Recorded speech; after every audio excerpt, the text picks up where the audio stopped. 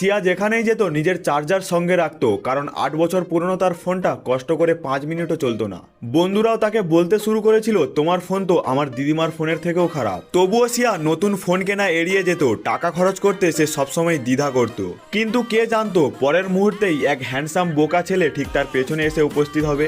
V তাড়াতাড়ি ফোনটা তুলে নিয়ে ক্ষমা চাইলো, কিন্তু সিয়া ভাঙা স্ক্রিন দেখিয়ে বলল, আরে ইয়ার, আমি এটা ভাঙা স্ক্রিন নিয়ে কিভাবে ব্যবহার করব। আসলে সে শুধু স্ক্রিন বদলানোর টাকা বের করাতে চাইছিল, কিন্তু তারপর ভি বলল সে তার জন্য একটা নতুন ফোন কিনে দেবে। সিয়া সঙ্গে সঙ্গে বলল, এখন তুমি বলছো, পরে কিন্তু কথা ঘোরালে হবে না। ভি উত্তর দিল, এখন ক্লাসের জন্য লেট হয়ে যাচ্ছে, পরে কথা বলি।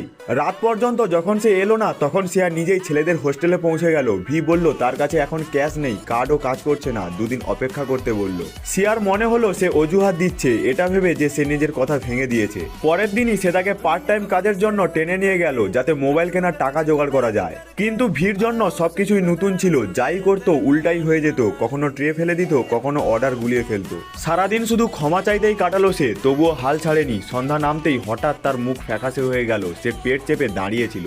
সিয়া ভাবলো হয়তো সে বেশি কাজ করিয়ে ফেলেছে। এক মুহূর্তের জন্য তার খারাপ লাগলো, কিন্তু সঙ্গে সঙ্গেই সে আবার নিজের কঠোর আচরণে ফিরে গেল এবং তাকে বিশ্রাম নিতে দিল না।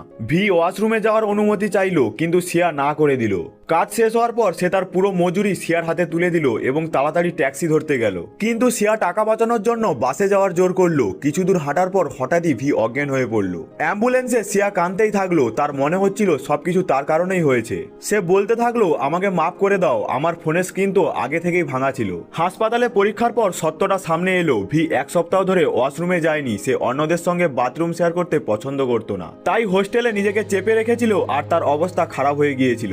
ভোর 4টায় তারা দুজন হাসপাতাল থেকে বের হলো। তাদের দুজনের উপার্জনই ওষুধে খরচ হয়ে গেল, উপরন্ত সিয়াকে আরও কিছু টাকা দিতে হলো। ভি বলল সে টাকা ফিরিয়ে দেবে। সিয়া শুধু চুপচাপ মাথা নাড়ল। সে জানতো না যে খুব শিগগিরই ভির আসল পরিচয় তাকে চমকে দিতে চলেছে।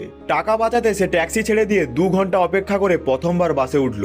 তখনই ভি ধীরে ধীরে বলে উঠল, অ্যাম্বুলেন্সে তুমি তো বলেছিলে তোমার ফোনের স্ক্রিন আগে থেকেই ভাঙা ছিল, কিন্তু ওদিকে সিয়া তো